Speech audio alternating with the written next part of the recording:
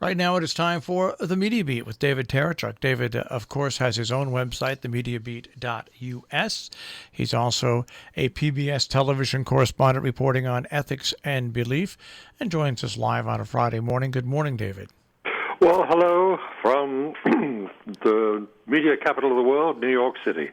And as you were saying before you joined me, this is a resident day again here in what was a target city in a previous crisis, still trying to recover from its current crisis. Good to be with you on September 11th. You know, you think about that, go back to that day very quickly, 19 years ago, and look at the world today and look at the world before that event happened.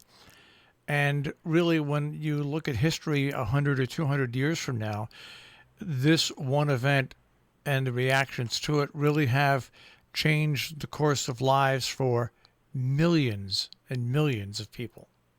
Yes, indeed. America was stunned by it, I think. Other countries were less surprised. America, I actually heard it said at the time, 19 years ago, that in some sense America was losing its innocence. Terrorist attacks, of course, were just a fact of life for many people in many other countries. America had not had this kind of attack on its own soil ever before. And when it had, it had been self-inflicted in a sense. I mean, it came from within. I'm thinking of the Oklahoma bombing, for instance. White nationalism played its part in that. But yes, the 9/11 attacks were a shock to the system, and America's reaction to it became, of course, a shock to a very great slice of the rest of the world. 2 wars sparked by it, justifiably or not, and in a sense, those wars are still going on. Iraq, not formally, but in Afghanistan, certainly still quite literally a war still going on these 19 years later. Well, it's a day that we all remember, and even people that were not around on that day should take this day to, if they don't know more about it, to investigate it and look back on it, because it's one of those events in history that really was not only altering for the country that it happened in, but to basically the whole world. I mean, there's very few events that come around that are that change the course of history as much. We'll just put it that way. Now, Jill has pointed out something to me and wanted me to bring it up to you, and I'm just amazed at this story. And that is John Sebastian Jacques is leaving by mutual agreement. What we're talking about here, a mining company blew up a 46,000-year-old rock shelter in West Australia. And the Church of England's pension board was among the groups that put pressure on the board of the Rio Tinto to take action. How can somebody business blow up something that's 46,000 years old? It boggles the mind. It certainly does. But yes, mining companies and extractive industries, they're called. And there couldn't be a finer, a sharper description of the sort of company that goes around blowing things up. Of course, I mean you're there to extract the value, the mineral value, or whatever other kind of substance you're digging for or exploding in hopes to find, and you're there to take stuff away. The extractive industries are responsible for an awful lot of abuses of land and land which is important to the people who live on it, and of course in many parts of the world, including North America and Australasia, land and the people are and the indigenous people are intertwined in a very important, deep, often spiritual way. And in this case, it's yet another example of the high-handedness of multinational capital. And it's interesting that it should be a church organization, the Anglicans, who are playing a part in bringing the outrage to public attention and seeking sanctions against the perpetrator. Well, you look back here in this country and you just think about the oil pipelines that were scheduled to go through Indian burial grounds, and thank goodness a federal judge finally stepped in. But there is no easy way to mix these industries with a history of an indigenous people. There's just it appears to fall on deaf ears, and you have massive mistakes and things like this happen that there is no correction from. It's hard to see how a community could recover from this explosive event. I mean, it's explosive and destructive, quite literally in every sense. Well, now we have to get to the 1,800-pound gorilla in the room, and that is the book that was released this week. And yes, indeed. The book is called. Well, first of all, we should say that it's a sequel to a previous book by the same author, Bob Woodward, one of the great Woodstein pair, Bob Woodward and Carl Bernstein, who together as Woodstein, their nickname given by the editor at the Washington Post, did their investigations into President Richard Nixon, which helped very substantially to bring him down and get him out of office. The previous book by Bob Woodward was all about Trump, another president under scrutiny in a way that he deserves to be under scrutiny. And that book was simply called Fear. This new book is called Rage. Hardly surprising. And of course, there's been something of a rageful response to the revelations that come in that book. The amazing thing is, first of all, and Woodward has done books on Democratic presidents, Republican presidents. None of them have all been pleased by the results of what he's come out with. Very few have been pleased with what Bob Woodward comes out with. Yeah. Usually because he learns things that presidents are trying to keep secret.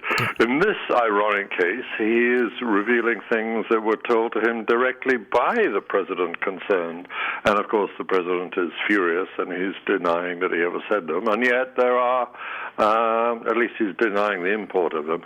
And in this case, there are audio recordings of the president saying these very words. So here we have again a president just flying in the face of what is absolutely provable fact. Well, that's the whole thing about this book. What makes this book different than all these other books that have come out recently is the words themselves come from the person who said them, not from a third person or fourth person, but directly from the President of the United States.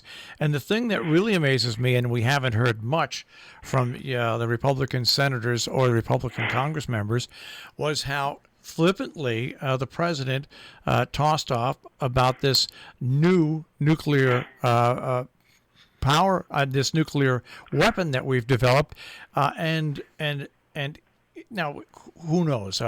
The Russians and the Chinese probably knew a little bit about it, but now what they think they know is actually true. And you haven't heard one peep out of anybody on the Republican Party saying how unbelievably bad that was. Yeah, for whatever Trump may say about the issue of national security, he obviously has no conception of how to regard national matters of national security, and bragging in some sort of nod, wink kind of way to a journalist, in the full knowledge that this will be published. There was nothing sort of embargoed in this conversation. There was nothing in the way of I won't reveal this. Certain areas we're talking now on deep background and not for publication. Everything in those conversations was for publication, and yet Trump goes right ahead and blabbers his mouth. It's just another example, another important example. I think, even though it's a small bunch of words and who knows what it actually means, but it's clearly of great resonance when it comes to the matter of what is a justifiable national secret and what isn't. If there's a new weapons system that's been developed and it's being kept secret for a reason, it may well be right that it should come out into the open, but not in this way by a president bragging away in private, or in a private setting at least, to a journalist who's writing a book. I mean, this is not how matters of national security are dealt with for the benefit of the public.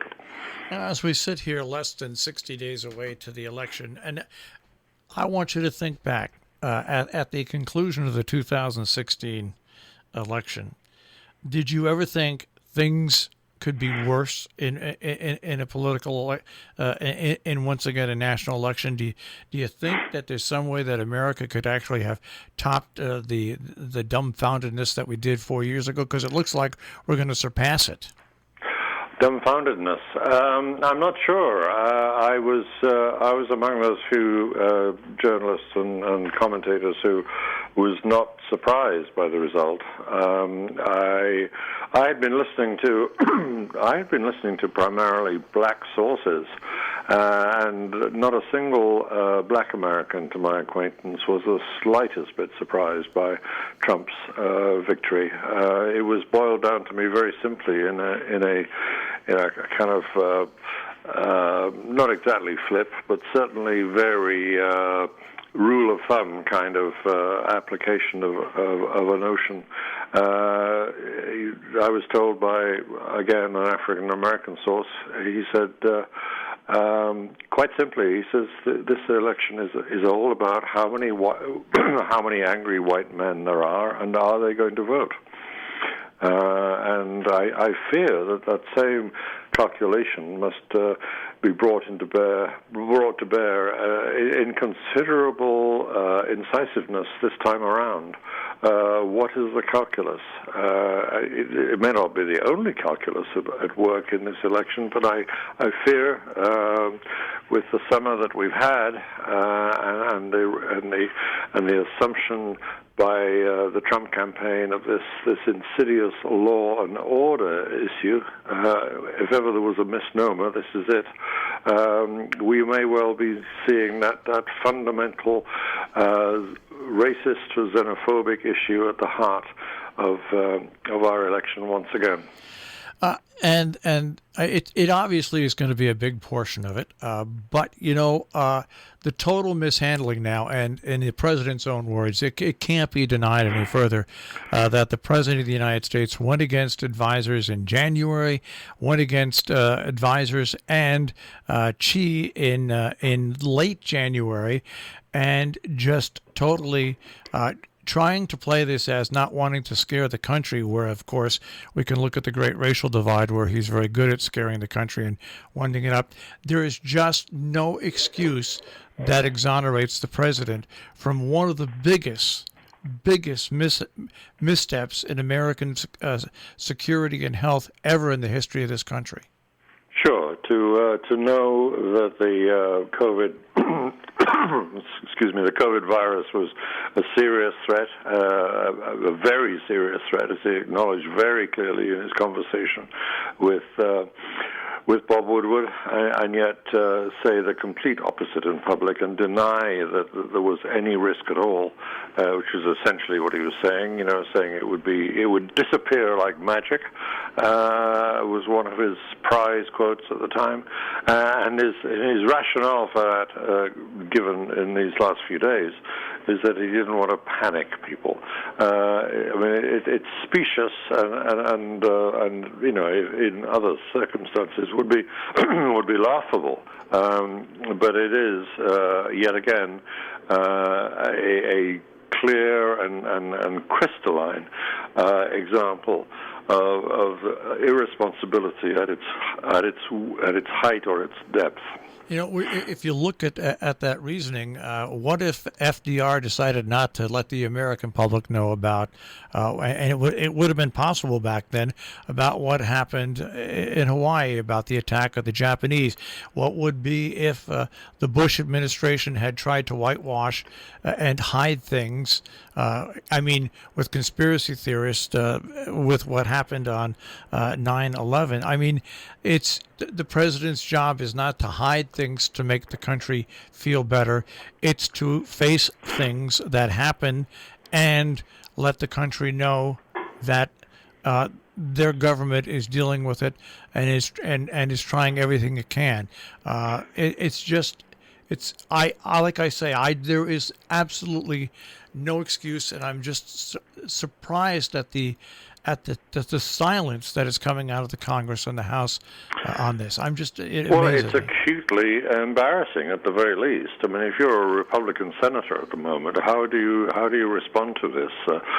You're terrified of this crazy individual in charge of your own party, and of course with enormous power to get vindictive against you. Enough Republican office holders have felt the scourge of Trump's whip when they cross him, and so yes, they're scared, and they're not. They don't obviously feel themselves not in a position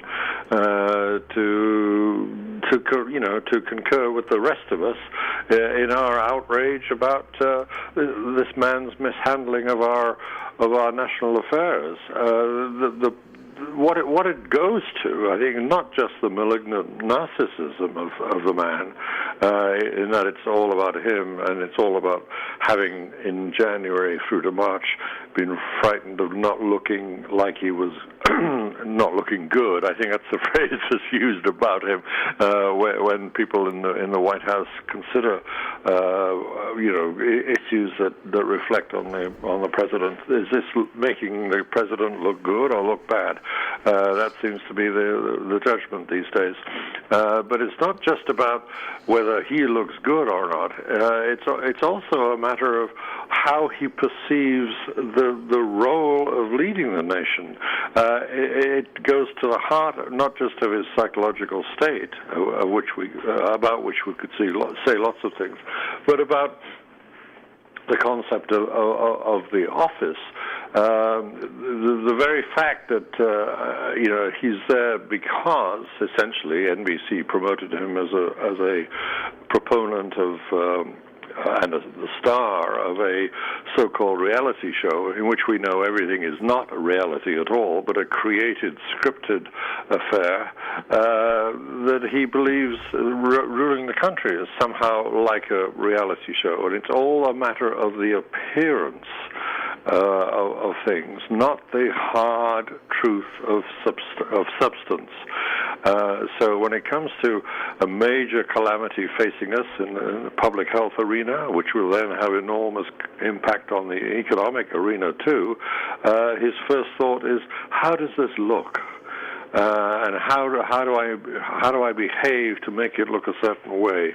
Well, as often, the way he makes things look the way that he wants to make them look is that he lies about them, and that's what he did in January through March so clearly, and continued to do afterwards, of course. But it all goes to the heart of having a reality show president. And I don't want to let our good friends over on the other side of the ocean off the hook either. We've talked about this off and on for the past year or so, but Boris Johnson is really playing with fire now with his neighbors to the north. I mean, this is a situation that could get out of hand very quickly. His neighbours to the north and in Scotland, you're talking about, of course, and also his neighbours to his west, Ireland, and especially Northern Ireland, the part of Ireland which is still legally and governmentally under Westminster's jurisdiction. But it's a complicated situation, and he's making it extremely dangerous as well as complicated yet again. The idea of the border across Ireland is becoming, because, Southern Ireland, the Republic of Ireland, is a member of Europe still, while the United Kingdom, including Northern Ireland, is not. That new anomaly means that the border is becoming an issue again, and as we remember from 20 years, 30 years of bombing and shootings and terrorist attacks, we know that is a vital issue, that to have it inflamed again is once again not unlike his very similar opposite number in the White House. Prime Minister Boris Johnson is behaving with enormous irresponsibility as a leader, and of course, yes, in Scotland too, he's running the danger of, well, he's already managed to stoke the danger up of Scottish nationalism and separatism by fanning the flames and over this issue yet again, because Scotland doesn't want to be out of Europe either, and that's translating into a strengthening of Scottish nationalism. The Scottish National Party now runs the national government of Scotland. The if you like, the sort of province or state separation from Westminster they do have to some limited extent is now being the feelings about it are being fanned up so much now that they'll want to break in a complete break for complete independence. And that issue lies at the feet entirely of Prime Minister Boris Johnson. And you can look at the troubles that we face here, but when you add, and for people that are not old enough to realize what happened with Northern Ireland, just focus in on the years of violence with Northern Ireland, and then add on top of that the instability with Scotland, and there's massive problems that lie ahead economically and also possibly terrorism-wise that would be resulting out of this that would face England. Well, yes, the man who helped negotiate the peace for Northern Ireland, George Mitchell, was telling me, Senator, or the head of the Senate, in fact, and during the Clinton administration, George Mitchell was brought in to chair the peace talks for Northern Ireland. And remember now, we've had peace as a result of that agreement for 20 years or so, and he was telling me how much it is in danger now because of this very loose, fast and loose behavior by the British government under Boris Johnson. The fact that this border could become yet again a target for extremists, and the whole idea of the Irish peace process being blown up by an irresponsible government in Westminster is every Irish person's nightmare. It's just the times we live in now. Do we have any accolades for the media this week? We do. It's the kind of news week that would want you to give an accolade like ours, the find and good and praise it slot that we fanfare each week.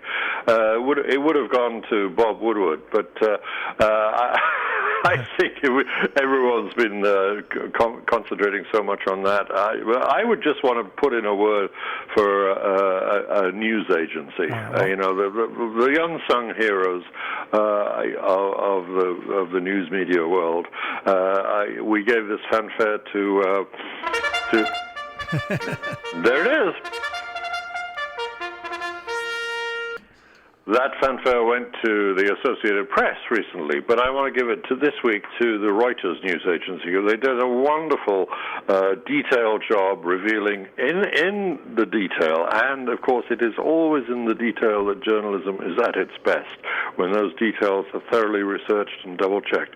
In this case, they have revealed how, through the workings of Microsoft's, reporting the workings of Microsoft's researchers into how the Russians, particularly their military intelligence arm, which has got the ridiculous Russian name of Fancy Bear, have been subverting our upcoming American election by attacking the campaign consultants for the Democratic Party. And other people have followed up on that Reuters story now, including the New York Times, and shown how both parties are now being attacked by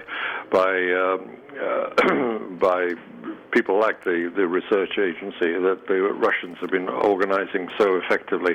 And so have the Chinese, and so have the Iranians. We know that, and that's been revealed too. But there's no doubt that the Russians are at the spearhead of all this effort, and do seem to have the most sophisticated and the most effectively intrusive mechanisms for getting their mischief played out. Well, David, another unbelievable week. We'll check with you next week. Absolutely. David Tereshchuk with the Media Beat here on Robin Hood Radio, robinhoodradio.com on the web.